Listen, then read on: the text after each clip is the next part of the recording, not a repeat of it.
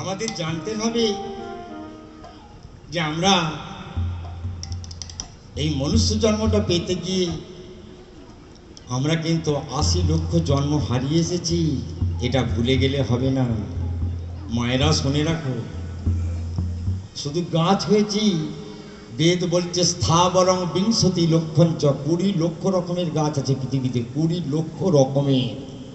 বিজ্ঞানীরা বলতে পারবে না, বেদ বলছে। কবে কোন গাছ থেকে মুক্তি পেলাম মা? গাছের মধ্যে শ্রেষ্ঠ কে বলো দেখিনি? কে বলবে? তোমরা বলো দেখিনি, দেখি শুনি।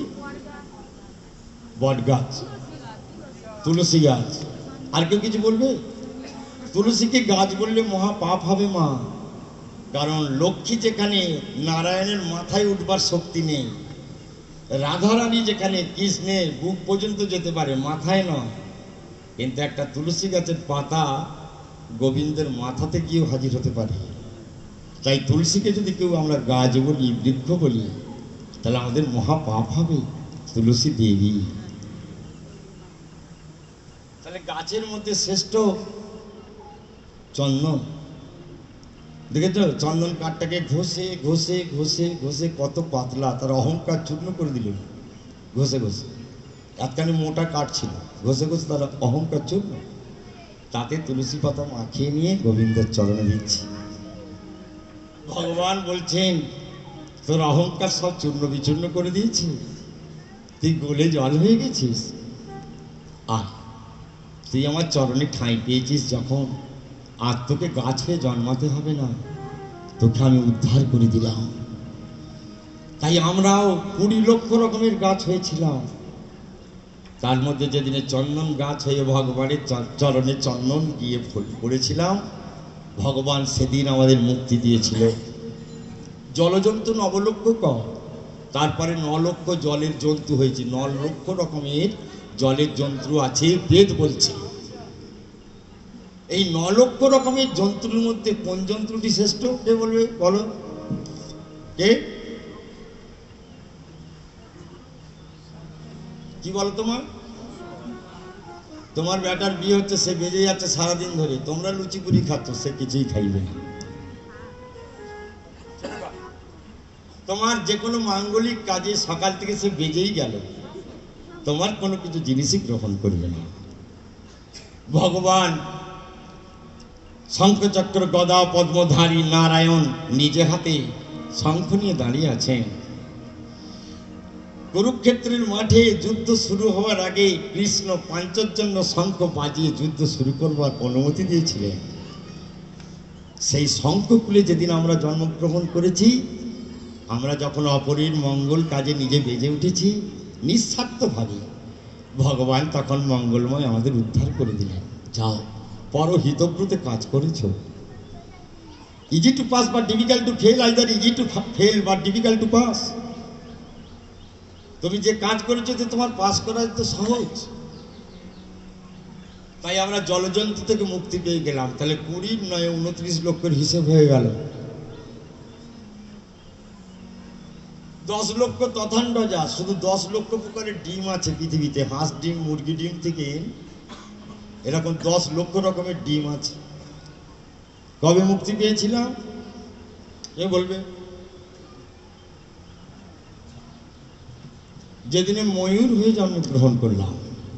৯ লক্ষ টাকার চূড়া, ৯ লক্ষ টাকার পিত ধরা, ৯ লক্ষ টাকার বলয়া নকুর, ৯ লক্ষ টাকার কিঙ্কিনি, কৃষ্ণ যতই করুক সবার উপরে কে থাকে?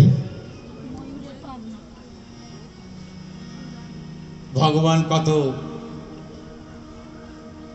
উঁচুতে স্থান দিয়েছেন তাকে, একটা শুধু ময়ূর পুচ্ছকে, কিন্তু মানুষকে দেয়নি। কেন? ময়ূর পুচ্ছ যে কাজ করতে পারে মানুষ পারবে না। তাহলে ২৯ আর ১১ 40, ৩০ লক্ষবার পশু হয়েছি। সেই জন্য মানুষ হলেও আমাদের পশুর তো স্বভাব যায়নি। পশুর মধ্যে যা যা ভাব আছে আমাদের মধ্যে সব ভাব আছে। একার পাশবিক ভাব জেগে ওঠে। সাধুগুরু বৈষ্ণবের ছোঁয়া পেলে হয়তো পাশবিক ভাবের তার দলন হয়। যেমন গিরিশ ঘোষ মাতাল, রামকৃষ্ণ ঠাকুর গিরিশকে একদিন জিজ্ঞেস করছে, হ্যাঁ গো গিরিশ, বগলে করে কি নিয়ে যাচ্ছ গো লুকিয়ে? মদের বোতল ছিল, ভগবানের চোখে ফাঁকি নেই, গা ঢাকা দিয়ে নিয়ে যাচ্ছে। ভগবান জিজ্ঞেস করছে, গিরিশ কি নিয়ে যাচ্ছ গো এত আদর করে? কিছু নয়, কিছু নয়, ও কিছু নয় ঠাকুর, ওকে আমাকে ছুতে হবে না। হ্যাঁ, এত আদর করে লুকিয়ে যত্ন করে নিয়ে যাচ্ছ, দেখিয়ে যাও না। ভগবান জিজ্ঞেস করছে, নিশ্চয়ই ভালো জিনিস, নাহলে এত লুকিয়ে নিয়ে যাবে কেন? এই ভগবান ভক্তের মনকে বুঝতে না দিয়ে নিজেই গায়ের কাপড়টা খুলে দিয়ে বলে, ওটা কি গো? তখন গিরিশ ঘোষ লজ্জায় পড়ে গিয়ে বললে, এটা মদের বোতল। হ্যাঁ, মদ? রামকৃষ্ণ ঠাকুর বলছে, একে কি করে? একে খায়। খাও খাও খাও, প্রাণ ভরে খাও। সে কি ঠাকুর, আপনাদের মতো জ্ঞানী গুণী যেমন মদকে বড় ঘৃণা করে, আপনি বলছেন কিনা মদ খেতে? হ্যাঁ গো, মদ খেতে বারণ নেই, কিন্তু মনে রেখো, মদ যেন তোমায় না কোনোদিন খেয়ে নেয়। মদ যেদিন তোমায় খেয়ে নেবে, সেদিন তোমার মনুষ্যত্বের বিকাশ আর ঘটবে না। ঠাকুর মদ খেলে মদ মানুষকে খেয়ে নেয়, তোকে খায়নি? আচ্ছা ঠাকুর, তাহলে মদকে কিভাবে খেলে মদ আমাকে খাবে না? এই ভগবানের ভগবত শক্তির প্রকাশ। কেন গো, যাকে তুমি ভালোবাসো তাকে একটু দিয়ে খাও না। দিয়ে খাবো, দিয়ে খা দীক্ষা, দিয়ে খা দীক্ষা, দিয়ে খা দীক্ষা। দীক্ষা নিয়েছো নাকি? কজন নিয়েছো? হাত তুলে দেখাও। ভালো জায়গা তো, বাহ বাবা, খুব ভালো খুব ভালো। আর যারা যারা নেননি নিয়ে নেবেন।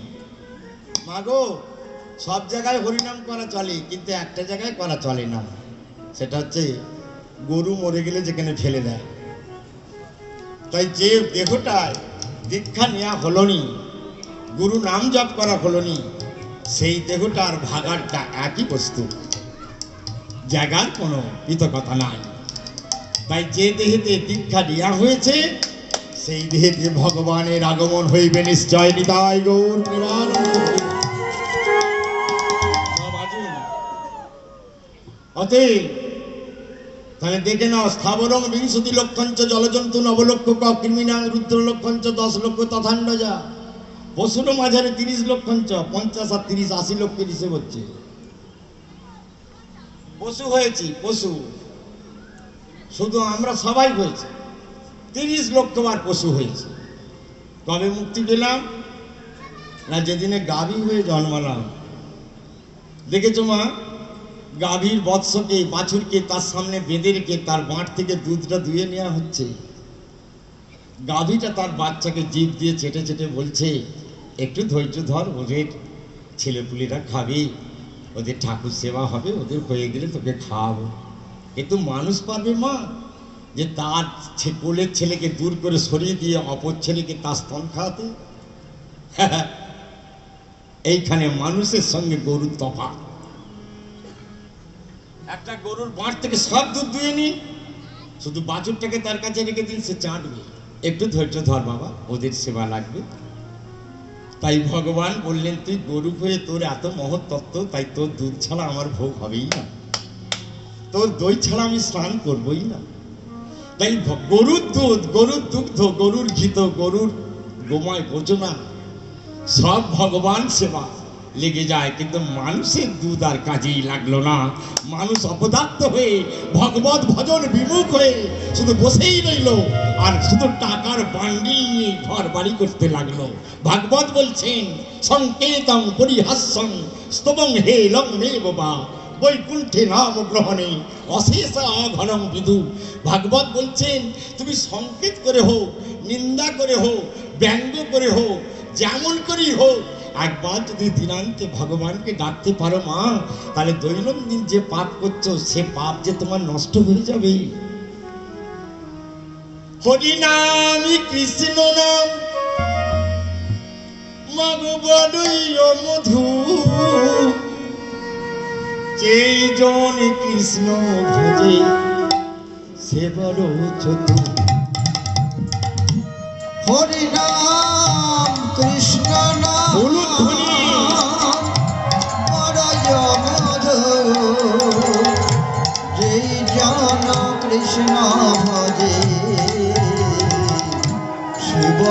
চতুর মাগো হরি নাম কৃষ্ণ নাম এই যে বড়ই অমধুর যেই জন কৃষ্ণ ভজে মাগো সে বড় চতুর হায় হায় সে বড় চতুর আর হরি নাম কৃষ্ণ নাম বড়য় মধুর যেই জানা কৃষ্ণ ভজে সে বড় চতুর হায় হায় সে বড় চতুর হরি নামে ভজ নামে চিন্ত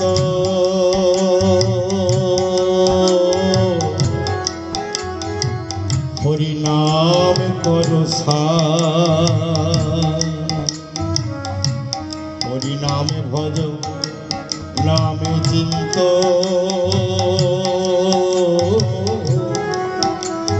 মাগো হরি নামে করো এবারে আগে নাম চতুর্বেদে এক নাম চতুর্বেদে ভোলাম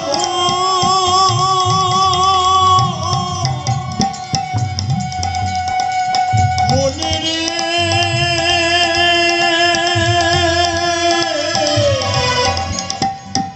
ওরে আবুজিব নিতাই গৌর প্রেমানন্দ।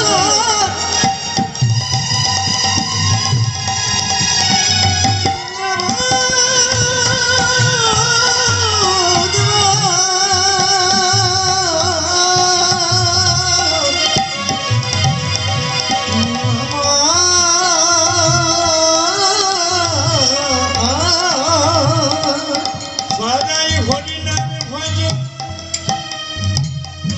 হরি নামে চিন্ত হরি নামে করো জানো মা ছোট করে দাও। কি বলছে বুঝতে পেরেছ?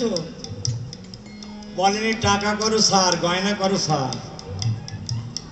সারদা মা বিয়ে হয়েছিল 11 বছর বয়সে।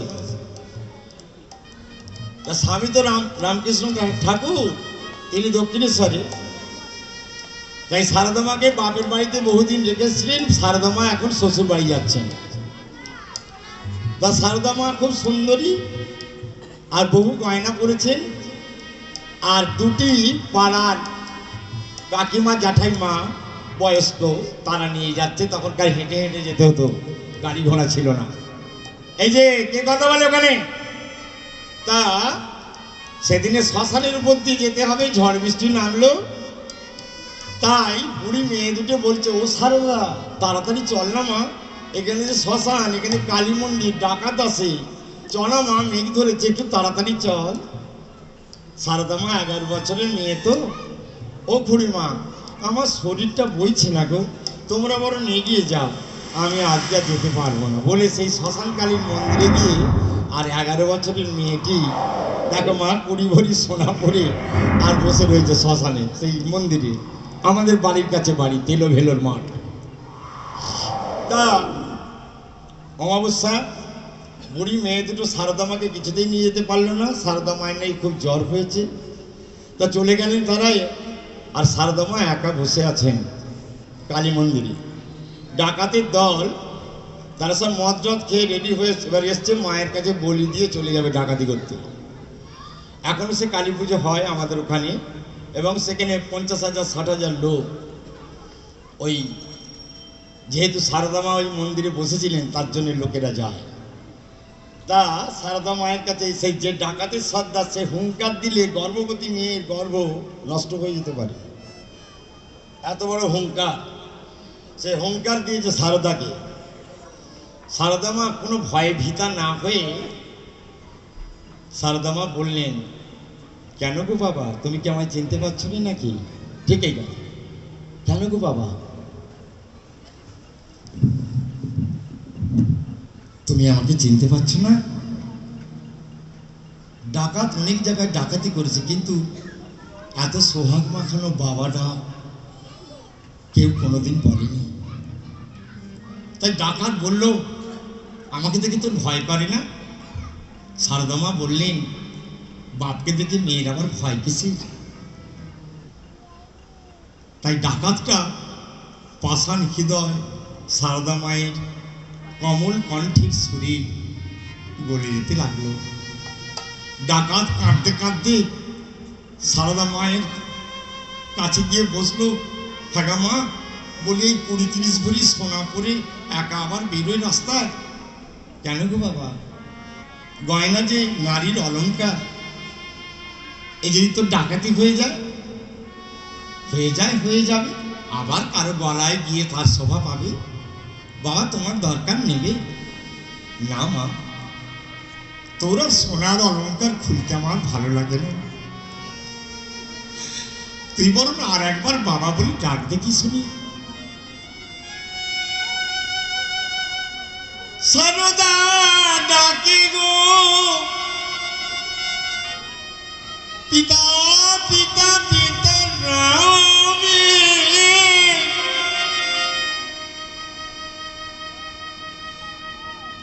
বাবা ভুলে যেও না।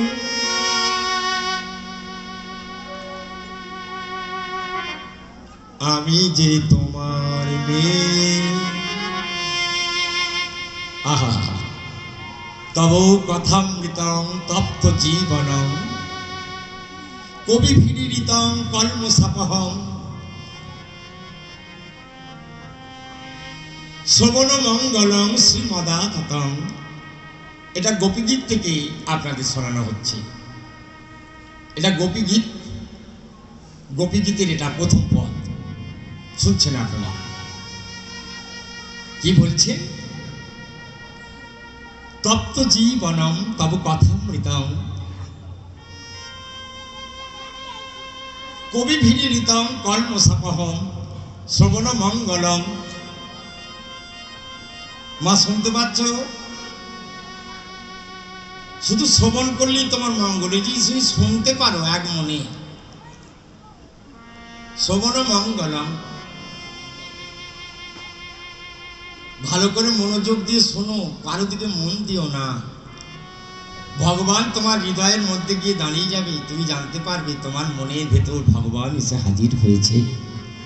গীতায় বলছে না, চতুর্থ অধ্যায় জ্ঞানযোগ থেকে পাঠ করছি, যে যথা মাং প্রপদ্যন্তে তাং তথৈব ভজাম্যহম মম বর্তমানুবর্তন্তে মনুষ্যা পার্থ সর্বস কাঙ্ক্ষন্তং কর্মণাং সিদ্ধিং যজন্তু ইহ দেবতা ক্ষিপ্রং হি মানুষ লোকে সিদ্ধির ভবতি কর্মজা চাতুর্বর্ণম ময়া শিষ্টম গুণ কর্ম বিভাগস তস্য কর্তরমপি মাং বিদ্ধ কর্তরমপ্যয়ম ন মাং কর্মাণি লিম্পন্তি ন মে কর্মফলেভ্যঃ ইতি মাং যো অভিজানাতি কর্মভিন সবদ্ধতে। ইতি চতুর্থ অধ্যায় জ্ঞানযোগ শ্রীমদ্ ভগবদ গীতা। একবার প্রেমানন্দে নিতাই গৌর হরি বল বলো।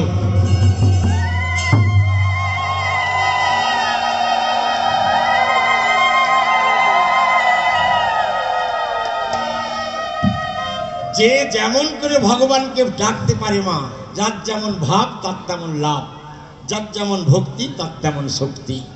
তোমার মনের ভাব যেমন ভগবান কৃপা করবেন তেমন। সারদা মাকে বললেন ডাকাতটা, আয় দেখি মা, ওই দেখি তোর নাকি জ্বর হয়েছে। তাই কাঁধে করে সারদা মাকে ডাকাত বয়ে নিয়ে যায়, নিয়ে যেয়ে নিজের ঘরে নিয়ে গেছে। ডাকাতের বউ জিজ্ঞেস করছে, হ্যাঁ গা ডাকাতি করলে তুমি যে বললে মেয়ের গায়ে কোনোদিন আমি হাত দিই না, তবে এই সুন্দরী রূপসী মেয়েটাকে তুমি ছুঁয়ে নিয়ে এলে যে, তুমি ওর সোনা দানাগুলো নিতে পারতে, তুমি তাহলে কি কাজ করেছো? ডাকাতের বউ ডাকাতকে বলছে। ডাকাত কাঁদতে কাঁদতে বলছে, ওকে নিতেই হলো, না নিলে আমি শান্তি পেতাম না। কেন? কিসের জন্য? ওর রূপ আছে বলে, অত গয়না পড়েছে বলে, দেখতে সুন্দরী বলে? বলল না, এতদিন আমাকে বাবা বলে তো কেউ ডাকেনি, তাই এই প্রথম ওর মুখের সোহাগ মাখানো বাবা ডাকটা শুনে আমার ডাকাতের হিংস্র স্বভাব দূরীভূত হয়ে গেছে। আমি আর জীবনে ডাকাতি করব না। কি বলো তুমি স্বামী? তুমি একবার মা ডাক শুনবে নাকি? ডাকাতের বউ মেয়েটির দিকে তাকিয়ে থাকে। সারদা মা তার সোহাগ মাখানো শুনে মা মা বলে ডাকতে থাকে। আর এই মা ডাকের বিরার শুনে ডাকাতের স্ত্রীর অচৈতন্য হয়ে গেল। সারদা মা আজ যাই কাল যাই করে ডাকাতের ঘরে 7 দিন রয়ে গেলেন। ডাকাত বলছে, হ্যাঁ গা মা, স্বামীর ঘর যাবি, শ্বশুর বাড়ি যাবি বলে এলি, বলি তোর স্বামীকে চিন্তা করবে না? চল, বাপ হয়ে আর মেয়েকে বেশি দিন রাখা উচিত হবে না। সারদা মাকে নিজে কাঁধে করে ডাকাত কোথায় বর্ধমানের তেলো ভেলো আর কোথায় দক্ষিণেশ্বরের কালী মন্দির কাঁধে করে নিয়ে এসে হাজির। ডাকাতকে দেখে সবাই বিস্ময়াপন্ন। রামকৃষ্ণ ঠাকুর জিজ্ঞেস করে, সারদে, এ তুমি কাকে নিয়ে এসেছো? সারদা বলে, এই যে আমার ধর্ম বাবা। ডাকাত পরে রামকৃষ্ণের চরণে। ডাকাতকে এত শীঘ্রই দলন করে দিল সারদা, 11 বছরের মেয়ে। রামকৃষ্ণ ঠাকুর তাই সারদার কানে কানে বললেন, তুমি সাধারণ মেয়ে নও, তুমি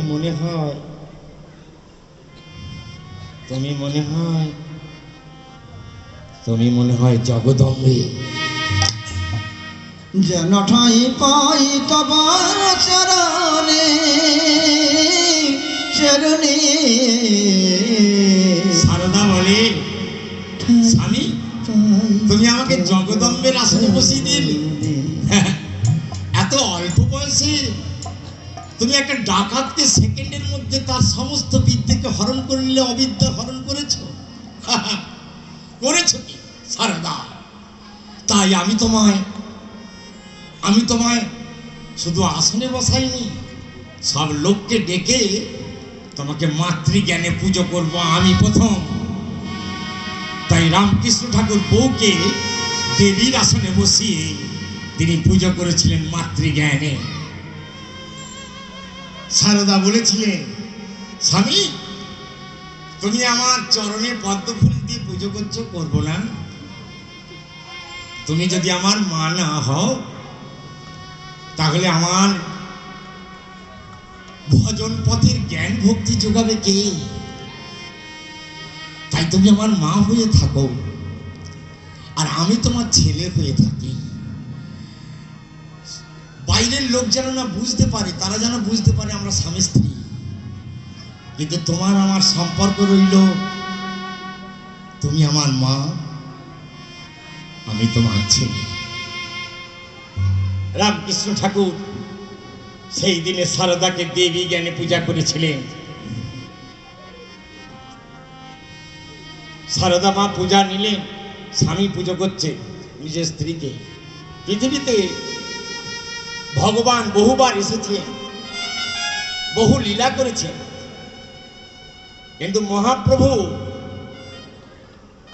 জীবনে বিষ্ণুপ্রিয়া আর লক্ষ্মীপ্রিয়া বিয়ে করেছেন, কিন্তু কোনোদিন স্পর্শও করেননি।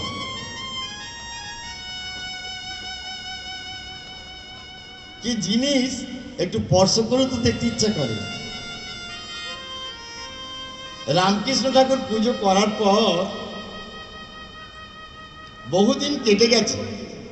সারদা মা একদিন রামকৃষ্ণ ঠাকুরকে সকাল সন্ধ্যে প্রণাম করতে আসতেন। স্বামীকে প্রণাম করতে হয়, চান টান করে শাঁখা সিঁদুর পরে রামকৃষ্ণ ঠাকুর ভক্ত সব নিয়ে বসে থাকবেন, আর সারদা মা মাথায় ঘোমটা দিয়ে গিয়ে স্বামীকে প্রণাম করবেন আর স্বামী আশীর্বাদ করবেন। সারদা মা প্রণাম করছেন, রামকৃষ্ণ ঠাকুর বলছেন, কি গো সারদে, কিছু চাইবে নাকি? সারদা বলছেন, না চাইতে যা পেয়েছি আবার চাইব কি? তবে হ্যাঁ, পাড়ার লোক বলছিল যে রামকৃষ্ণ পরমহংসদেব, সারদা দেবী এরা দেবদেবী বটে, তবে সকালবেলা এদের মুখ দর্শন করা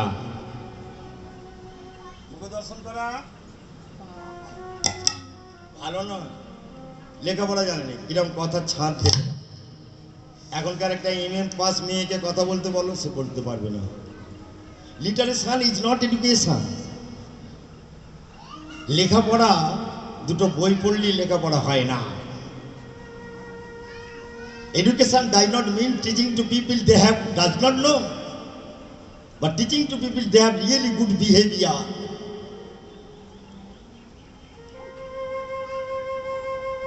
আমি অনেক বই পড়ে ফেলেছি, তার মানে আমি পণ্ডিত তা নহে। আমার আচার আচরণ বলে দেবে আমি কত বড় পণ্ডিত, কত বড় ধার্মিক, কত বড় জ্ঞানী। তেমনি সারদা মা এতটুকু হলেও তার জ্ঞান গর্ভের সীমা নাই। রামকৃষ্ণ ঠাকুর সেদিনে কথা বুঝতে পারলেন, সারদা বলতে চাইছে ও মা হতে চায়, কিন্তু যাকে মা বলে ডেকে ফেলেছি। সঙ্গে সঙ্গে দক্ষিণেশ্বরের মাটির ঠাকুরটার কাছে ছুটে গেল। এখনো ঠাকুরটা আছে, ও ঠাকুরের বিসর্জন হয়নি।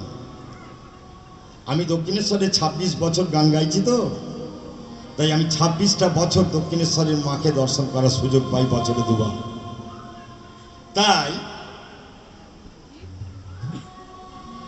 রামকৃষ্ণ ঠাকুর ওই ঠাকুরটার কাছে ছুটে গেলেন, যে ঠাকুরটি এখনো আছেন। যে বলছে, মা সারদা কি বলছিল শুনেছিস? ঠিক এইরকম, ঠিক যেমন মায়ের সঙ্গে ছেলের কথা হয়, মা শুনেছিস সারদা কি বলছিল? সারদা বলছিল ও মা হতে চায়। তোর কি ইচ্ছা মা, তোর কি ইচ্ছা বল না মা, বল। সারদা মা তার স্বামীকে বলে দিয়ে খাটিয়ায় অন্য ঘরে শয়নে আছেন। চাঁদের আলোটি গিয়ে সারদা মায়ের মুখখানিকে রাঙিয়ে দিয়েছে, যেন মনে হয় সদ্য ফোটা পদ্ম ফুল। রামকৃষ্ণ ঠাকুর দক্ষিণেশ্বরের কালী মন্দিরে বসে মায়ের কাছ থেকে যেন যখন কোনো খবর পেলেন না, কোনো কিছুর মায়ের আদেশ পেলেন না, তখন আপন মনে যেতে যেতে সারদার ঘরে প্রবেশ করে ফেলেছিলেন। এই প্রবেশ করেই সারদার মুখখানি আজ প্রথম দেখছেন। সারদা ঘুমের মতো ভান করে থাকলেও মেয়েরা মনের ভিতরে সতেজ ইচ্ছা নিয়ে চোখ বুজিয়ে থাকে, আসলে তারা ঘুমায় না। সারদা মাও মা তো, মেয়ে জাতি তো, তাই মনে নিশ্চয়ই কোনো ভাব ছিল। রামকৃষ্ণ ঠাকুর গিয়ে সারদার মুখখানি এই প্রথম স্পর্শ করছেন। যখনই ধরে ফেলে ছোঁয়া হয়ে যাবে, তখন সারদা মায়ের মুখখানা হঠাৎ পরিবর্তন হয়ে কালী মূর্তি হয়ে গেল। মা এই দেখো, আবার বউকে মা ধরে ফেলেছে, গালে হাত দিয়ে ফেলেছে, কালী মূর্তি হয়ে গেছে। মা আবার মিলিয়ে গেল।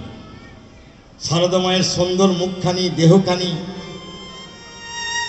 মাংসগুলি আলাদা হয়ে গেল, শুধু হাড় কখানা। রামকৃষ্ণ ঠাকুর শুধু দেখছেন দেহের পরিণতি কি হয়। যে দেহকে নিয়ে এত বাস্তেল মাখি, এত সাবান মাখি, এত সেন লাগাই, সে দেহের পরিস্থিতি কি। রামকৃষ্ণ ঠাকুর মাকে ডেকে বললেন, মা। মাটির ঠাকুর গিয়ে বলল, কিরে রামকৃষ্ণ, কিরে দাদা, বলি যে দেহ এত পচনশীল, সে দেহটার প্রতি তোর আর লোভ আছে নাকি?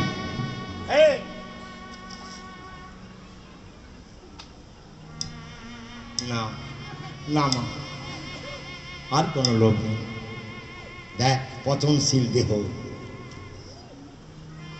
নৈনং, গীতার প্রথম পাতা, যারা গীতা পাঠ করে, নৈনং ছিন্দন্তি শস্ত্রাণি নৈনং দহতি পাবক ন চৈনং ক্লেম তাপ ন শশয়তি মহাবিত। কি বলছেন ভগবান? বলছেন তোমার দেহে, আমার দেহে, সবার দেহে তিনি যতক্ষণ থাকেন তিনি জীবিত। তিনি যখন চলে যাবেন তখন এই দেহের আর কোনো মূল্য নাই। forsake him not but forsake anything for him। ধর্মকে ত্যাগ করো না, পারো যদি ধর্মের জন্যে সব কিছুকে ত্যাগ করতে রাজি থেকো, কারণ যথা ধর্ম তথা জয়। পাপ করলেই ভুগতে হয়, পাপ পাপকে ছাড়বে না, তাই সাবধান। রামকৃষ্ণ ঠাকুর সেই দিন থেকে সারদাকে মাতৃত্বের সিংহাসনে বসিয়ে দিয়ে সারা জীবন কাটিয়ে দিলেন। দক্ষিণেশ্বরের কালীমা বললেন, জানিস গদাই, তো সারদার বড় মা হতে ইচ্ছা করছে, বুঝেছি। তো সারদাকে বলে দিস, তার হয়তো ছেলেপুলে হলে একটা দুটো হতো, তাকে মা বলে ডাকতো। কিন্তু সারদাকে একদিন কোটি কোটি মানুষ একসঙ্গে মা মা বলে ডাকবে, তাকে প্রস্তুত হতে বল। একসঙ্গে লক্ষ লক্ষ মানুষ মা মা বলে ডাকবে, একসঙ্গে কোটি কোটি মানুষ মা মা বলে ডাকবে, তারটাকে সাড়া দিতে হবে তাকে। শুধু একটা ছেলের মা হলে হবে না, কোটি কোটি মানুষের মা হতে হবে তাকে। তাই আজ আমরা সবাই সারদা মা বলতে অভ্যস্ত। তিনি সবার কাছে মাতৃরূপে পূজিতা। আরে কর্ম করো, ভালো তো কিছু করো। জীবনের বিবেককে জিজ্ঞেস করো, তুমি কোনোদিন কোনো ভালো কাজ করেছো কি? ছোট করো, সাগরে সঙ্গমে 9 লক্ষ লোক স্নান করছে। সঙ্গমে স্নান করলে সাগর মেলায় পৌষ মাসে সব উদ্ধার হয়ে যাবে। তা পার্বতী জিজ্ঞেস করছে শিব ঠাকুরকে, হ্যাঁ গা ভোলানাথ, এই কত লক্ষ লোক ওই গঙ্গাসাগরে গেছে? বলছে 9 লাখ। তাহলে হ্যাঁ গা, ডুবলে সবাই কোথায় যাবে? তা শিব ঠাকুর হাসতে হাসতে বলছে সবাই কৈলাসে আসবে। বলে খবরদার, এত লোক নিয়ে এসো না কৈলাসে। হ্যাঁ গা, এত লোক নিয়ে এলে ওই কৈলাস আমার নষ্ট করে ফেলবে। বলে তাহলে কি করবে গো? বলে খুব কয়েকজন, খুব একবার ছাকা লোক নিয়ে এসো না। বলে তবে চলো। শিব আর পার্বতী গঙ্গাসাগরের মেন ঘাটে বসে আছে, দেখ আমার দিকে চেয়ে। শিব ঠাকুরের পুষ্ট হয়েছে, আর পার্বতী মা ছেঁড়া কাপড় পরে, আলতা পেরে, শাড়ি পরে স্বামীকে কোলে নিয়ে সাবিত্রী সত্যবানের মতো বসে আছে। যত সাধু সন্ন্যাসী আমার মতন যায়, তিলক কাটা লোক, বাবা এই যাও গো, আমার এই কুষ্ঠঘাতী স্বামী, আমি একা পারিনি, গলিত কুষ্ঠ, একটু ধরে এই মুহূর্ত চিন্তামণি যোগে একটু স্নান করলে আমার স্বামী রোগমুক্ত হয়, একটু কৃপা করো। বৈষ্ণব সাধুর দল যাচ্ছে, কে নাক ছিটিয়ে নিল, এই দুর্গন্ধ, ও কি করে বসে আছে রে? কেউ আবার বলে গেল, আর কেন, ওকে গঙ্গাসাগরে ভাসিয়ে দিয়ে চলে যা, তোমার মতো সুন্দরীর বরের অভাব হবে না। আচ্ছা আমি গঙ্গা স্নান করতে গেছি, ভাষা দেখো। যখন 9 লক্ষ 8 লক্ষ লোক চলে গেছে, তখন শিব ঠাকুর চিমটি কেটে জিজ্ঞেস করছে পার্বতীকে, কি গো চারে মাছ খেলো নাকি? বলে এখনো লাগেই না। সে কি 8 লাখ লোক চান করে বললো এখনো চারে মাছ লাগেনি? বলে না। আর একটু বসো। একটি ব্রাহ্মণের ছেলে, সে বেশ্যা বাড়িতে থাকতো, সারা জীবন ভগবানের চিন্তা না করে শুধু বেশ্যা বেশ্যা করে গেছে। বেশ্যার মেয়েটি এদিকে যাই হোক, ভেতরে একটু মাল মশলা ছিল আর কি। তাহলে হাগা, তোমাদের নারায়ণের মন্দির ছিল বাপের আমলে, তুলসী মন্দির ছিল, তুমি তো আমার কাছে পড়ি জীবন নষ্ট করে দিলে। তুমি তো নারায়ণের মন্দিরে একটু নারায়ণকে তুলসীও দিলে না, আর একটু হরি মন্দিরে জলও দাওনি। এত মহা পাপ করে ফেলেছ ব্রাহ্মণের ছেলে হয়ে। তা এক কাজ করো, মুহূর্ত চিন্তামণি যোগ আছে, চলে যাও, যে গঙ্গায় ঝাঁপ দিতে যাও, তোমার পাপ হয়তো ধৌত হয়ে যাবে। বেশ্যার মেয়ে হোক, কোটি কোটি গপ। বলাও যা, ব্রাহ্মণের ছেলে বেশ্যার কথা শুনে ছুটছে। যখন ছুটে যাচ্ছে, তখন শিব পার্বতী মেন ঘাটে বসে, কে যা একটু আমার স্বামীকে ধরে চান করাতে পারবে? গলিত কুষ্ঠ। ব্রাহ্মণের ছেলেটা থমকে গিয়ে দাঁড়িয়ে বলল, ব্রাহ্মণের ছেলে হয়ে গায়ত্রীর জপ ত্যাগ করেছি, ব্রাহ্মণের ছেলে হয়ে নারায়ণ সেবা ত্যাগ করেছি, ব্রাহ্মণের ছেলে হয়ে তুলসী গাছে জল দেওয়া ত্যাগ করেছি, কোনো ভালো কাজই করিনি। আজ একটা ভালো কাজ করার সুযোগ এসছে, নিলেও হয়। এই যে ব্রাহ্মণের ছেলেটি বলছে, কি বললে মা? মানে আমার স্বামী গলিত কুষ্ঠ, আমি একা পারিনি। তোমার স্বামীকে এখন ছোবো না মা। কেন? কারণ আমি ব্রাহ্মণের ছেলে হয়ে গায়ত্রী ভ্রষ্ট। যারা ত্রিসন্ধ্যা গায়ত্রী করে না, সে ব্রাহ্মণকে নিয়ে পুজো করলে বংশের নাশ হয়ে যাবে। এখন সে ব্রাহ্মণ পাবে কোথায়? ব্রাহ্মণ আছে কোথায়? কে ব্রাহ্মণ? ওম উচ্চারণ করতে বলে করতে পারে এমন ব্রাহ্মণ কজন আছে? যে ব্রাহ্মণের বংশে তার উগ্রজ যাতে ছেলে হয়নি তাকে দিয়ে পুজলে বংশ নাশ হবে।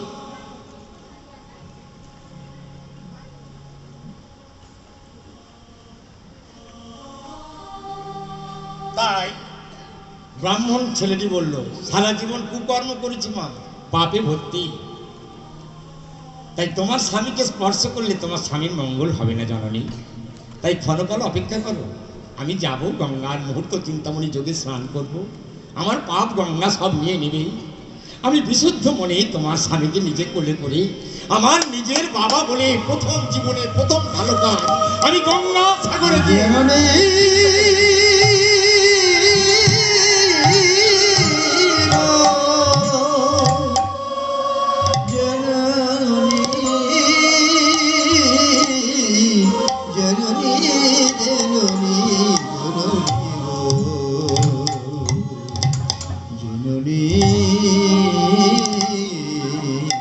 মায়েরা শুনেছ? ভাবো, যখন দেবদেবীর মতন বসে রয়েছো কিছু চিন্তা করো প্রেমকে, যে এরা কি কাজ করছে, দেখো আমরা কি করেছি, কোনোদিন করতে পারবো কিনা। শুধু তুলসীর মালা বাজার থেকে কিনে নিয়ে এসে পরে ফেললে হবে না মা, এই তুলসীর মালা করতে গেলেও চিন্তা করতে হবে যে এই তুলসীর মালাটা সত্যিকারের তুলসীর মালা না বেলকাঠের মালা না আসল কাঠের মালা। তারপরে মালা নিয়েলেই পড়তে পারবে। আমরা তুলসী গাছকে এমন দিনে বৈশাখ মাসে শুকিয়ে গেলে জলে ফেলে রাখি, পরে ওটাকে আমরা মালা নিজেরা গাঁথি এবং সেটি পঞ্চগব্য করে তুলসী নারায়ণের স্পর্শ করিয়ে যে পড়বে তার নামে সংকল্প করিয়ে নিয়ে তাকে কিছু বিধির বিধান দিয়ে তারপর তার গলায় তুলসীর মালা পরানো হয়। এ বাজার থেকে তুলসীর মালা কিনে নিয়ে 3 ফেক পরে ফেলেছি, হ্যাঁ, এত সহজ কথা না। ছেলেটি গেল গঙ্গা সাগরে ঝাঁপ দিয়ে স্নান আদি করে বলল, মা গঙ্গে তুমি চিতাপোখারিণী ত্রিপাপনাশিনী পতিত পাবনী উলুধ্বনি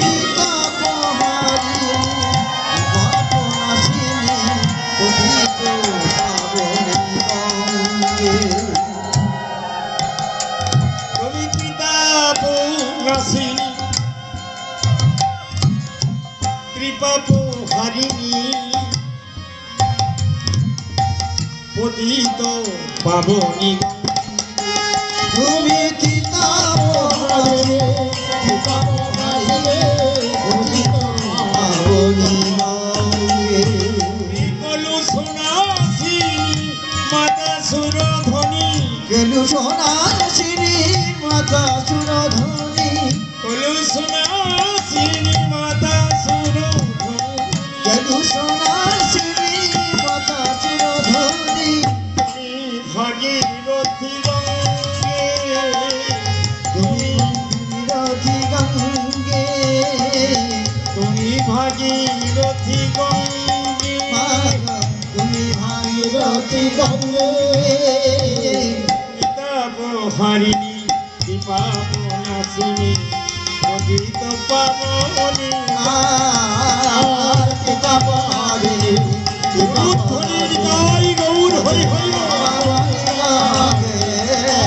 চিতাপহারিণী চিতাপনাশিনী পতিত পাবনী গঙ্গে গঙ্গে গঙ্গে মাগো গঙ্গে গঙ্গে গঙ্গে মাগো তুমি গঙ্গে গঙ্গে মাগো গঙ্গে গঙ্গে গঙ্গে মাগো গঙ্গে গঙ্গে গঙ্গে মাগো গঙ্গে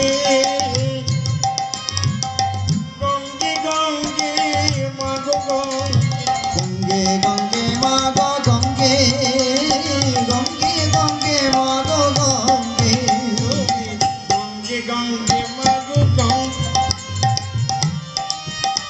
তুমি গঙ্গে গঙ্গে মাগো গঙ্গে তুমি গঙ্গে গঙ্গে মাগো গঙ্গে তাপঘাত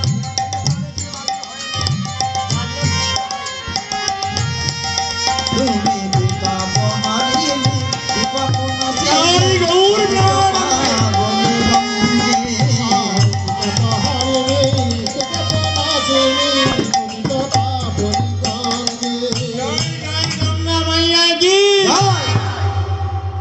স্নান হয়ে গেল।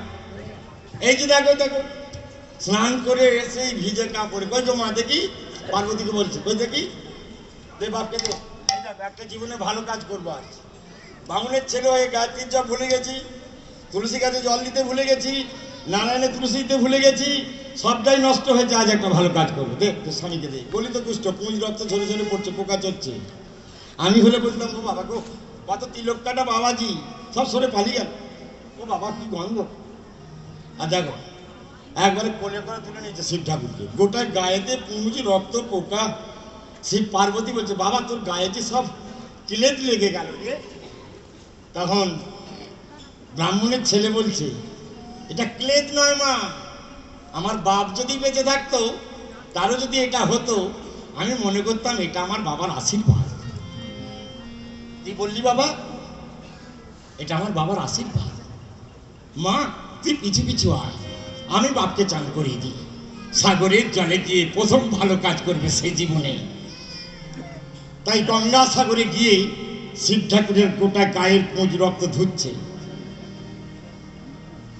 শিব ঠাকুর চিমটি কেটে পার্বতীকে বলছে, কি গো কিছু বুঝতে পারছো? বলছে, এই একটা 4 মাস ঠেকলো। কজন যাবে কৈলাসে? চান করলো কজন? আর যাবে কজন? Easy to fail but difficult to pass. Shiv ঠাকুর বলছে, তবে এক কাজ করো না, বলতো সাগরের মা সাগর বাপ একসঙ্গে ডুবে পড়ি। তুই যখন মা বলেছিস আমাকে, আমার স্বামীকে বাপ বলে ডেকেছিস, হয় না, তবে 3 জনে একসঙ্গে ডুবি রে।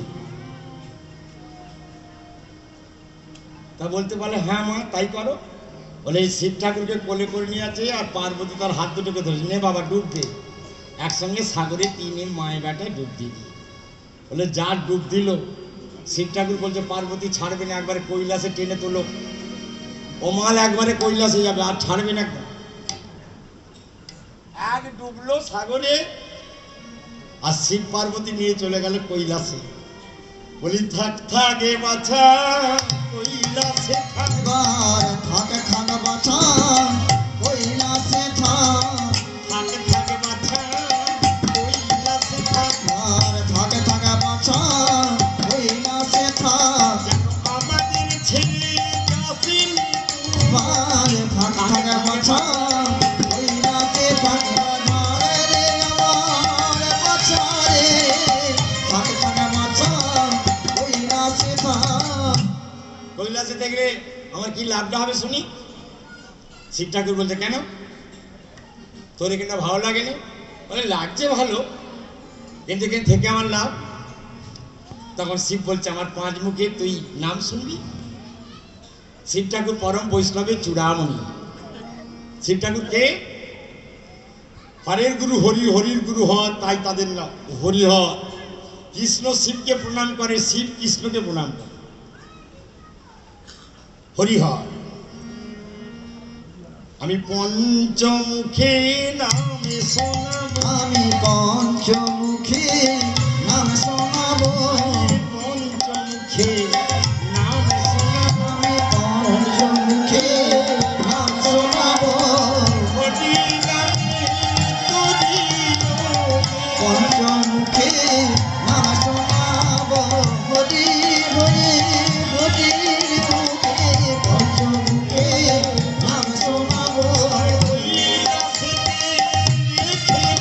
তোরে পঞ্চমুখী নাম শোনাবো, তোরে কৈলাসে দেখে দেব, শঙ্খ বাজাও দৌল দাও, মুখী নাম শোনাবো, হরি হরি হরি মুখী নাম শোনাবো, সফলে ঘরে মুখী নাম শোনাবো, বৈষ্ণবে মুখে হরিনাম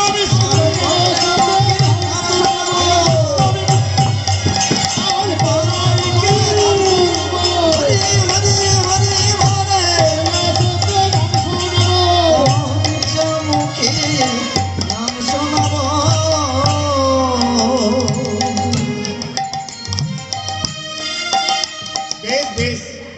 তাহলে মা, ছেলেটা বেসার বাড়িতে থাকুক, কিন্তু একটা জীবনে ভালো কাজ করে গেল। আমি বেসার বাড়িতে যাইনি, আপনি যাননি, কিন্তু আমরা ওই রকম একটা কাজ করতে পেরেছি কি? বিবেককে জিজ্ঞেস করলে বলবে, হ্যাঁ বলবে।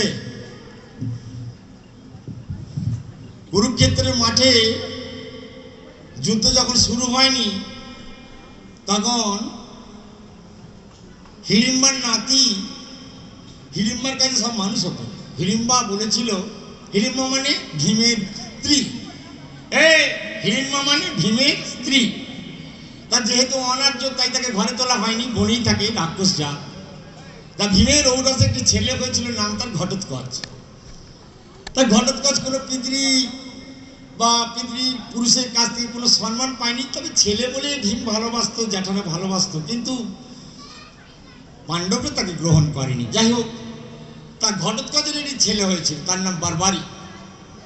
তা বারবারিক সেই ঠাকুমার কাছে মানুষ হতো। ঠাকুমা রাক্ষসী, কিন্তু ঠাকুমা রাক্ষসী হলো যেহেতু ভীম তার স্বামী, তাই ভীমের সঙ্গে সংস্পর্শে, এই যে শুনতে পাচ্ছ মায়েরা, লোহা যেমন পরশমণির পরশে লোহা সোনা হয়, তেমন ভীম কৃষ্ণের সঙ্গে প্রতিদিন সঙ্গ করে, সেই ভীমের স্পর্শ হিড়িম্বার দেহে লাগার ফলে যে ঘটোৎকচের সৃষ্টি, সেই হিড়িম্বার দেহ পবিত্র হয়ে, মন পবিত্র হয়ে ঘটোৎকচের ছেলে বারবারিককে বলেছিল যে, বারবারিক, জীবনে তুই কি করতে চাস? বলছে, কেন ঠাকুমা? না, পৃথিবীতে একটা কথা জেনে রাখ, পৃথিবীতে যা কিছু দেখছিস সব মিছিমিছি, এগুলোর কোনো মূল্য নেই। পৃথিবীর একটা জিনিসই সত্য, সে হলো কৃষ্ণ। বললো, কে বললো ঠাকুমা? বললো, বেদ বলছে। বেদ কি বলছে? বলছে, এতে চাংসু কলা পুংস কৃষ্ণস্তু ভগবান স্বয়ং। কৃষ্ণ ছাড়া পৃথিবীতে আর কেউ ভগবান নেই, এ কথাই বেদে বলা হয়েছে। অতএব তোর যদি মানব জীবনকে ধন্য করতে চাস, তাহলে তুই কৃষ্ণর সঙ্গে, কৃষ্ণকে কি করে পাবি সেই বিদ্যে শিখ। বলছে, হ্যাঁ ঠাকুমা, বলি কৃষ্ণকে পেতে গেলে অনেক বিদ্যে শিখতে হবে। বলছে, হ্যাঁ, লেখাপড়া না, বলে তবে, বলে তোকে সাধন শক্তি শিখতে হবে, সাধন ভজন। তা কার কাছে শিখবো মা? বলে, তুই শিবের তপস্যা কর। শিব অনেকদিন ধরে কৃষ্ণের সাধন করে শ্মশানে বসে। শ্মশানে বসে, আর কোনো ঠাকুর করে না। শিব ন্যাংটা হয়ে বসে থাকে, হাড়গোড়ের মালা, মানে যেসব মরা পুড়ে এসে যেসব হাড়গুলো পুড়ে যায়নি, রয়ে গেছে, সেই হাড়গুলোকে গেঁথে গেঁথে সে কৃষ্ণ নামের মালা করে। তারাপীঠে দেখবে মানুষকে পুড়ালে অর্ধেকটা করে পোড়ায়, অর্ধেকটা পড়ে থাকে। তা তারাপীঠে জিজ্ঞেস করেছিলাম যে, মানুষকে এখানে পোড়াবার কাঠ থাকে না? না, এখানে এরকমই রীতিনীতি। বললো, বাবা ঠাকুর, এই শোনো, কে কথা বলে পাশে? বলে, তারাপীঠে প্রতিদিন তারা মা নাচতে বেরোয়। বেশ, যদি আপনার পুরানোর পরে আপনার দেহে 2-4 কুচো হাড় পড়ে থাকে, আর মা নাচতে নাচতে যদি হাড়টার উপরে মা একবার পায়ের স্পর্শ করায়, তাহলে আপনার জীবন কি কোথায় যাবে জানেন? এই আশা নিয়ে তারাপীঠে যারা পুরোতে আসে, তারা তাদের দেহ সম্পূর্ণ না পুড়িয়ে কিছু কিছু হাড় রেখে যায়। তাই শিব ঠাকুর কৃষ্ণ নামে ভক্তদের হাড় দিয়ে মালা করেছিল। সেই মালা জপ করত, পঞ্চমুখে ভগবানের নাম করত, শ্মশানে পড়ে থাকতো। তা দেবর্ষি নারদ গিয়ে বলল, হ্যাঁ গা মামি, দুর্গাকে গিয়ে বলছি, বলি মামা যে সারাদিন সারা রাত এই শ্মশানে বসে থাকে, কিছু রুজি রোজগার করে? বলে, বাবা আর বলিস নিস। বলে, কেন? বলে, নীলজ্জের মতন আমি আর কি করব বল, সংসার চালাতে পারছি না। আশ্বিন মাসে ছেলে পুলে তোর মামাকে নিয়ে যাই মানুষের কাছে, আশ্বিন মাসে দুর্গা পুজো, মানুষজন তো দেয় কাপড় চোপড়, সেইটা নিয়ে আসি। আবার তারপরে 5 দিন পরে লক্ষ্মীকে পাঠাই, বলি যা কোজাগরি পূর্ণিমা তুই একবার যা, তুই যে কিছু নিয়ে আয়, সংসার চলবে কি করে। মেয়েকেও পাঠাই, তারপরে লক্ষ্মী চলে যায়। তারপরে আবার কার্তিক মাস আসে, কার্তিককে বলি, জানা রে বাবা, একটি জানা মর্তের লোকের কাছে কার্তিক পুজো করলে কিছু দেবে তো, নিয়ে আসবি। কার্তিক নিয়ে আসে। তারপরেতেই মাঘ মাসে সরস্বতীকে পাঠাই, বলি যা মা একবার যা, মানুষের কাছে যে বসকে যা, পুজো টুজো করলে কিছু দেবে, নিয়ে আয় মা, তোর বাপ এইরকম। তারপরে ফাল্গুন মাসে শিবরাত্রি হয়, আমাদের ভোলানাথকে বলে করে শ্মশান থেকে তুলে দিই, বলি যাও না গো মর্তের লোকের কাছে, যদি কিছু দেয়। ফাল্গুন মাসে শিবরাত্রিতে মেয়েরা কত কি দেবে নিয়ে আসবে, ছেলে সংসারটা তো চলবে। তারপরে আবার চৈত্র মাস পড়তে না পড়তেই আমাকে অন্নপূর্ণা পুজো, অন্নপূর্ণা হয়ে যেতে হয় আবার ভিক্ষে আনতে। এইভাবে সংসার চলে। ঠাগা মামা বল, ঠাগা মামি, এই বলো কি, তোমার স্বামী কৃষ্ণ নাম করে অথচ বলছো তুমি গরিব লোক? বাবা, সব দেবদেবীকে দেখেছিস কত চুরি কানের পরে। এই দেখ, একটা মেয়ে ছেলে অন্তত নিজের পক্ষে সোনার একটা পিনপিনে হারও তো দরকার। মামি তুমি ধরতে পারোনি, মামাকে একটু পায়ে ধরে ধরো দেখিনি, মামা তোমাকে অনেক দিতে পারে। কি বলছিস রে বাবা? বলে মা গো, তুমি যদি শিবের বিভূতি জানতে তাহলে তুমি কিছু বলতে পারতে না। তুমি আজ ধরো মা, চাপটে ধরো, মামাকে ছাড়বে না, পা দুটোকে জড়িয়ে ধরবে, ঠিক দেবে। বলে শিব ঠাকুর একবার ঘরকে গেছে, মা দেবী দুর্গা পা দুটোকে জড়িয়ে ধরে কান্না আরম্ভ করেছে।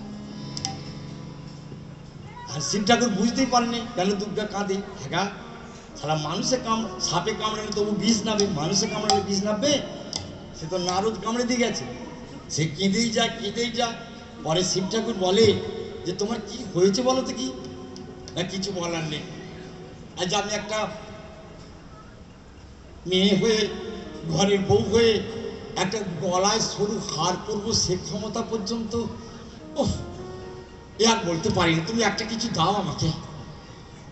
বলে তাই বুঝি, তা তুমি কান্না থামাও। এই দেখো আমার দিকে চেয়ে দেখো, এখন তো রাত নয়, কটা বাজলো রে?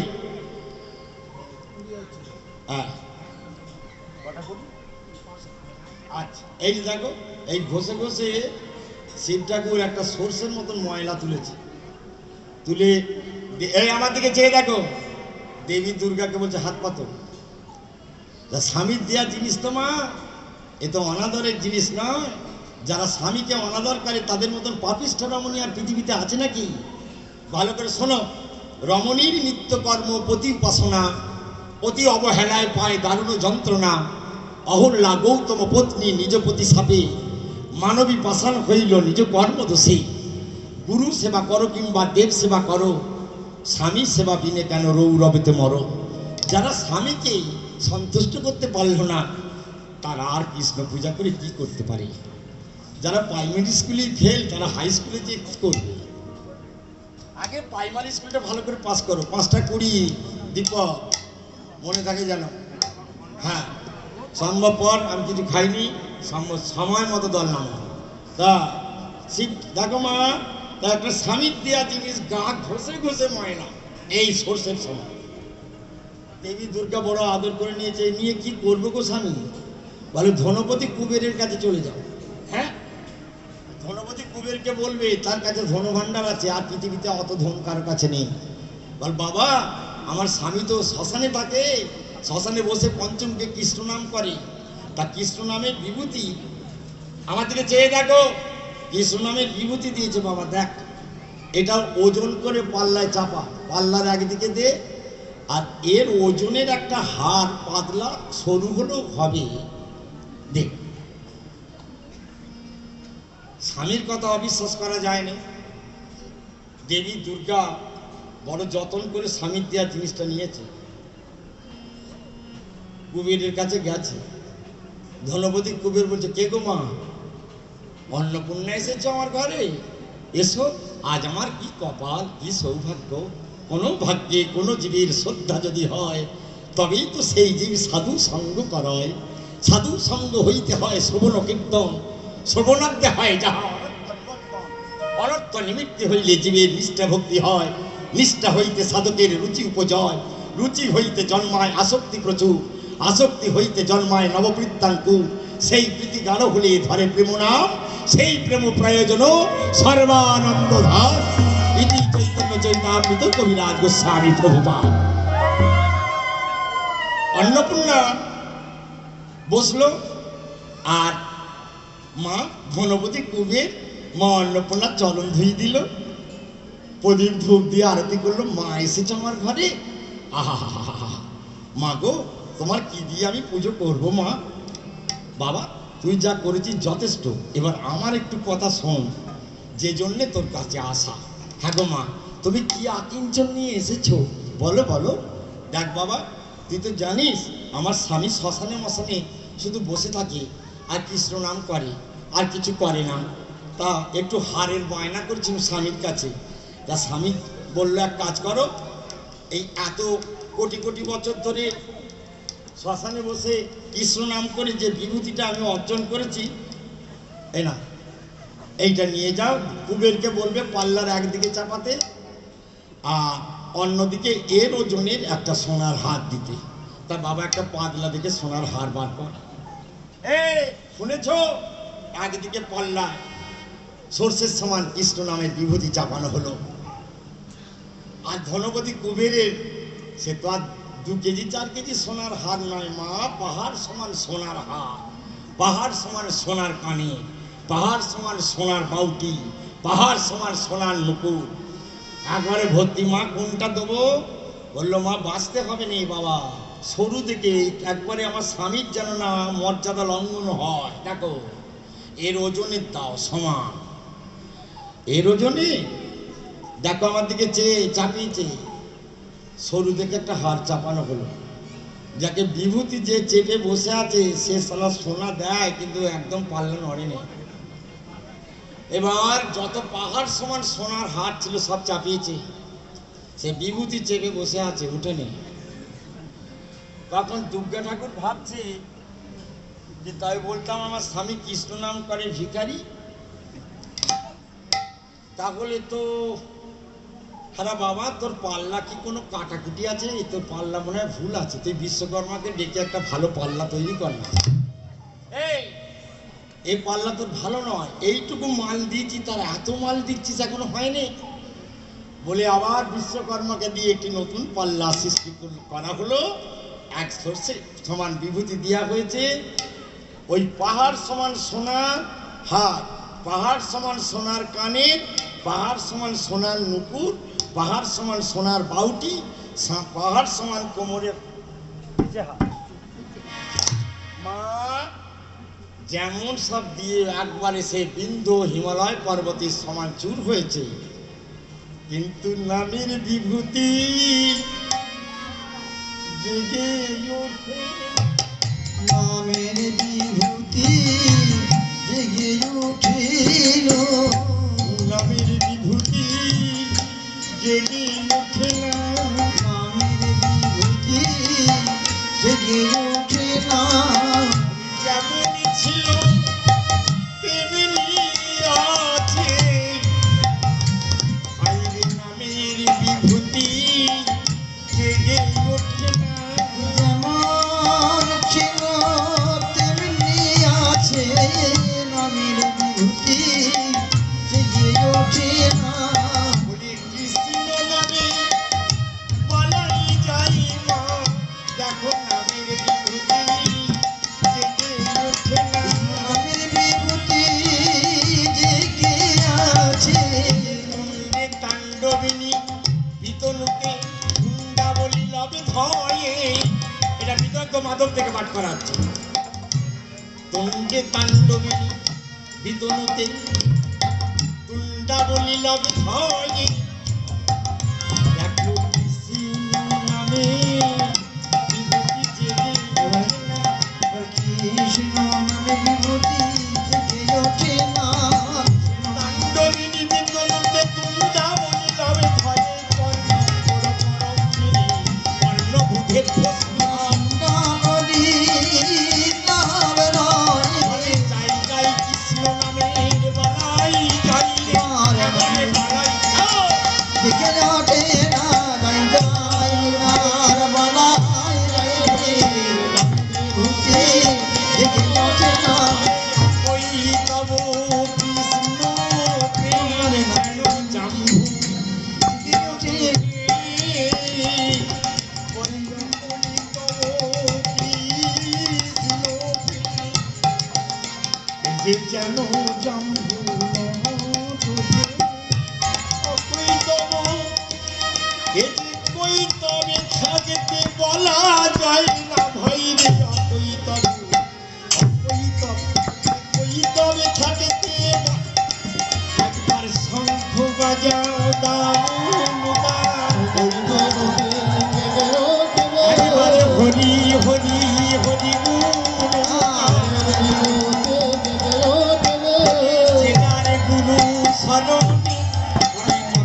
গুরু যা দিয়েছে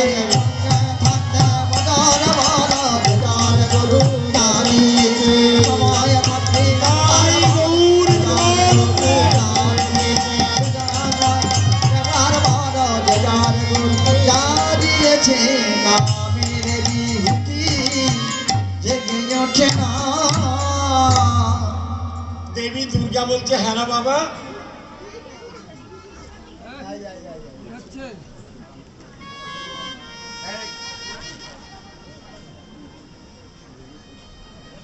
দুর্গা বলছেন বাবা কুবের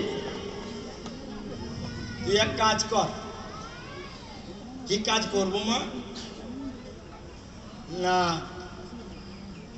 না আমি একটা কথা বলি। কুবের বলছে মা আমি একটা কথা বলি না। কি বলবি? না বিভূতিটা আমি রাখি, আর আমার ধনভাণ্ডারে যত পাহাড় সমান সোনাদানা আছে সব তোমার কৈলাসে না পাঠিয়ে দিচ্ছি। পার্বতী বলছে বাবা আমার স্বামী বলেছে যদি এর সমান সোনা পাও নেবে, না হলে আমার মাল আমাকে ফেরত দিয়ে দেবে। আমার স্বামীর কথা অবমাননা হবে বাবা। না না না তুই আমার কৃষ্ণ নামের বিভূতি ফেরত দে। মা সোনা নেবে নে, আমার সোনায় প্রয়োজন আর কিছু নাই, তোমার প্রয়োজন আর কিছু নয়। আজ থেকে কৃষ্ণ নামে করি আমার সোনার উলুধ্বনি আর কিছু নয়। আজ থেকে কৃষ্ণ ভজন করে সোনার ভজন আর কিছু নয়। আজ থেকে কৃষ্ণ ভজন করে সোনার প্রয়োজন আর কিছু নয়। থেকে কৃষ্ণ নামে করি আমার সোনার প্রয়োজন আর কিছু নয়। আমি বৈষ্ণবের মুখে কৃষ্ণ কথা, আমার সোনার প্রয়োজন আর কিছু নয়। বৈষ্ণবের মুখে হরি আমার কথা, সোনার প্রয়োজন আর কিছু নয়। বৈষ্ণবের মুখে ভাগবত আমার সোনার প্রয়োজন আর কিছু নয়। গাই নামের মালায় আর কিছু নয়।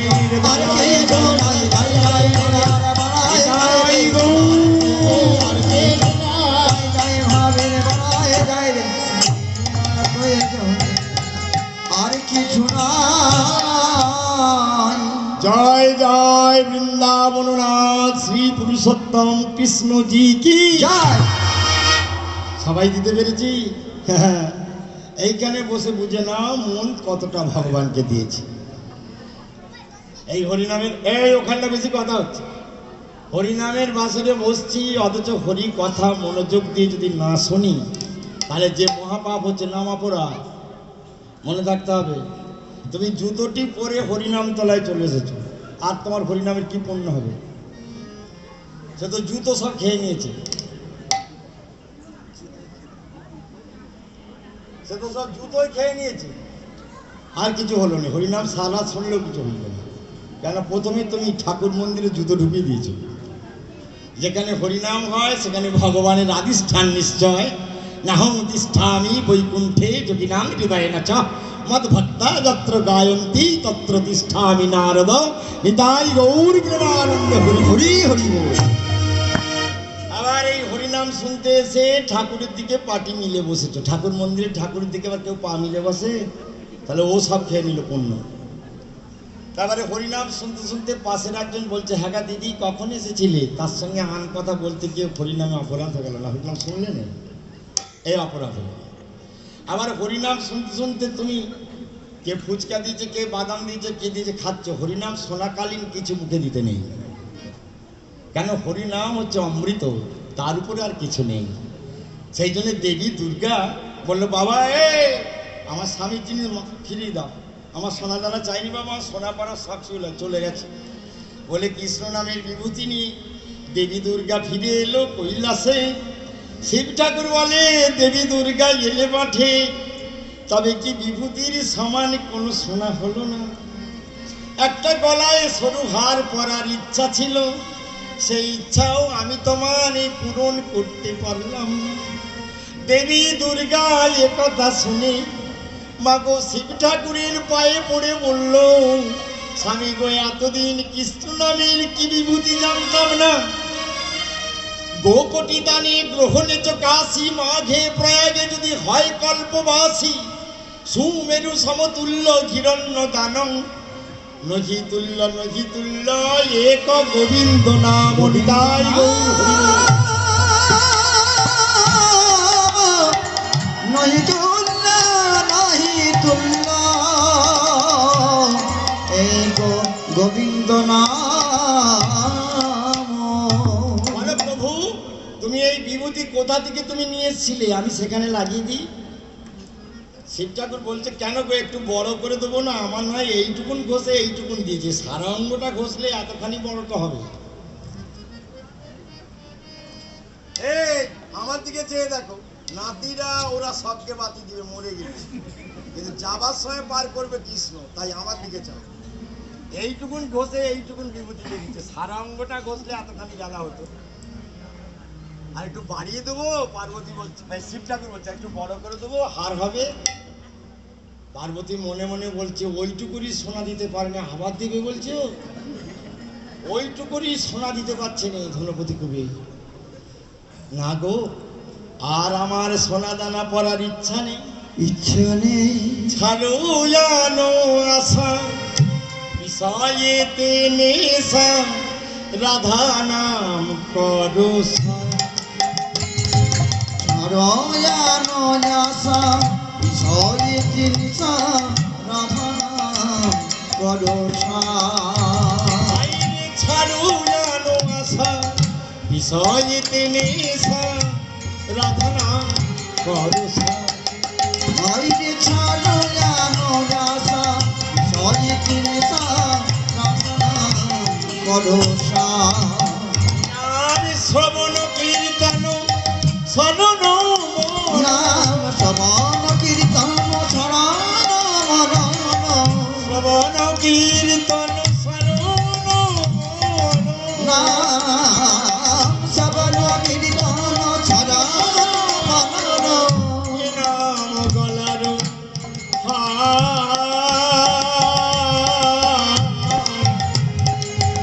এ নাম গলার নাম শ্রবণ কীর্তন শ্রবণ শ্রবণ কীর্তন শ্রবণ এ নাম গলার হার, এ নাম গলার হার।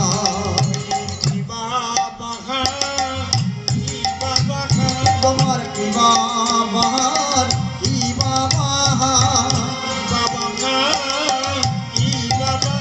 তোমার কি বাবার কি বাবার। এই যে ভগবানকে মানা দিতে হয়, তোমার কি বাবা খার কি বাবা খার, ভগবানে মানাতে হার কি বাবার কি বাবার। ভগবানে মানা দিতে হয়, কৃষ্ণ নামে প্রভু কৃষ্ণ নামে,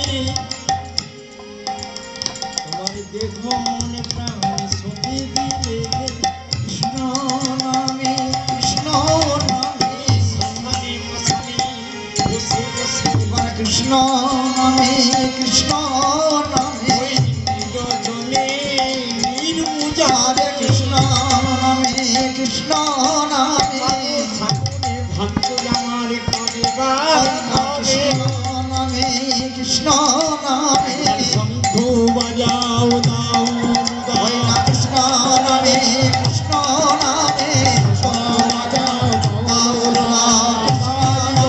কৃষ্ণ নামে কৃষ্ণ নামে কৃষ্ণ নামে। মাই যে শুনছো, তাহলে এবার থেকে কৃষ্ণ ভজন করবে তো? তোমরা তো করছো, আরো ভালো করে করার চেষ্টা করো। পয়সা দিচ্ছ, শুধু পয়সা দিতে থাকো। পয়সা নিয়ে আর কি করবো? এটা নিয়ে তো শ্মশান থেকে স্বর্গে যাওয়া যাবে না। শ্মশান থেকে স্বর্গে যেতে গেলে পারের কড়ি চাই। সে কড়িটার নাম হলো হরি নামের তরিখানি শ্রী গুরু কান্ডারি। হরি নামের তরিখানি শ্রী গুরু কান্ডারি। হরি নামের তরিখানি আর হরি নামের তরিখানি শ্রী গুরু কান্ডারি। কীর্তন কেরোয়াল দুবাহু প্রসারী। হরি নাম সংকীর্তন কেরুয়াল দুবাহু প্রসারী। হরি নাম সংকীর্তন কেরোয়াল দুবাহু প্রসারী। নাম সংকীর্তন কেরুয়াল দুবাহু প্রসারী। হরি বল স্বর্গে চলো, হরি বল স্বর্গে চলো, হরি বল স্বর্গে চলো। মাগ হরি বল স্বর্গে চলো, বিষয় বাসনা ত্যাগে করে, হরি বল স্বর্গে চলো, বিষয় বাসনা ত্যাগে করে। হরি বল স্বর্গে চলো। নামপ্রদ মনে লব এবার হরি বল স্বর্গে চলো, পদমোহমাশ্চ এবার হরি বল স্বর্গে চলো, মান মনে এক এবার হরি বল স্বর্গে চলো, গুরুচরণ শরণ শরণ হরি বল স্বর্গে চলো, দেশের দিনে আর হরি বল স্বর্গে চলো, হরি বল স্বর্গে চলো, মানতে বাহুতে হরি বল স্বর্গে চলো, মানতে বাহুতে হরি বল স্বর্গে চলো, মানতে বাহুতে হরি বল স্বর্গে চলো, হরি বল স্বর্গে চলো, হরি বল স্বর্গে চলো। নবদ্বীপ ধাম কি জয়। আওয়াজটা একটু হয়েছে, মনোযোগ এসেছে না? হ্যাঁ হ্যাঁ। হরিনাম ধর্ম কি, জয় হিন্দু ধর্ম কি, জয় সনাতন ধর্ম কি? জয় নবদ্বীপের চূড়ামণি আমার গৌর সুন্দর কি? জয় নামদাতা নিতাই চাঁদ কি?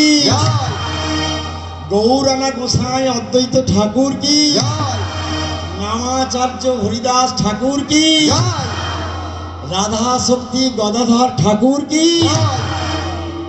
প্রতিদিন পঞ্চরত্নের বন্দনা করো। শ্রীকৃষ্ণ চৈতন্য প্রভু হরে কৃষ্ণ হরে রাম শ্রী রাধা গোবিন্দ শ্রীকৃষ্ণ চৈতন্য প্রভু প্রভু নিত্যানন্দ। হরে কৃষ্ণ হরে রাম শ্রী রাধা গোবিন্দ বলে শ্রীকৃষ্ণ চৈতন্য প্রভু নিত্যানন্দ। হরে কৃষ্ণ হরে রাম শ্রী রাধা গোবিন্দ শ্রীকৃষ্ণ চৈতন্য প্রভু নিত্যানন্দ। হরে কৃষ্ণ হরে রাম শ্রী রাধা গোবিন্দ শ্রীকৃষ্ণ চৈতন্য প্রভু নিত্যানন্দ শ্রী অদ্বৈত গদাধর শিবাসাদি গৌর ভক্ত। শ্রীকৃষ্ণ চৈতন্য প্রভু নিত্যানন্দ শিবাসাদি গদাধর গৌর ভক্তবৃন্দ। জয় শ্রীরূপ সনাতন ভক্ত রঘুনা, জয় শ্রীরূপ সনাতন ভট্ট রঘুনা, শ্রী গোপাল ভট্ট দাস রঘুনা। শ্রী গোপাল ভট্ট দাস রঘুনা।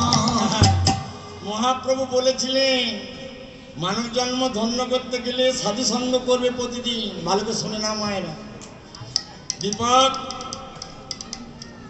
অসীম, ভালো করে শুনে নাও। পরবর্তী দলটি 2 মিনিটের মধ্যে, কেননা আমি দুটো নামিয়ে দিয়েছি দল। না ঘন্টাখানেক হবে কি করে বাবা, আর ঘন্টাখানেক পরের ছেলে নিত্যানন্দ। হরে কৃষ্ণ হরে রাম শ্রী রাধা গোবিন্দ শ্রীকৃষ্ণ চৈতন্য প্রভু নিত্যানন্দ শিবাসাদি গদাধর গৌর ভক্তবৃন্দ। বলে শ্রীকৃষ্ণ চৈতন্য প্রভু নিত্যানন্দ। শিবাসাদি গদাধর গৌর ভক্তবৃন্দ শ্রীকৃষ্ণ চৈতন্য প্রভু নিত্যানন্দ শিবাসাদি গদাধর গৌর ভক্তবৃন্দ। ভগবান পুরুষোত্তম কৃষ্ণ রাধা শক্তিকে কেন্দ্র করে নবদ্বীপের গৌর হয়েছেন অনর্বিত চরিঞ্চি রাজ করুণায় অবতীর্ণ কলৌ সমর্পয়িত উন্নত উজ্জ্বল রসাং সা ভক্তি শ্রিয়াম হরিপুরট সুন্দরদ্যুতি কদম্ব সন্দীপিত সদা হৃদয় স্কন্দরে ফুরতু বহ শশীর নন্দন। ভগবান গৌর করি যদি কৃপা করে এই অনর্পিত বস্তু না কলির মানুষের জন্য নিবেদন করত, তাহলে কলির মানুষ অনন্ত কোটি নরক সজ্জায় বাস করত। কলির মানুষকে উদ্ধার করতে ভগবান গোলক বৈকুণ্ঠ পরিহরি রাধা তনুকে আশ্রয় করি নিধুবনে রাধারানীর পায়ে অমনি পড়েছিল। নিধুবনে রাধারানীর পায়ে পড়েছিল রাধার দেহটিকে নিতে হবে। কেন না, আধার না হলে কি করে হবে গো মা, আধার চাইতো।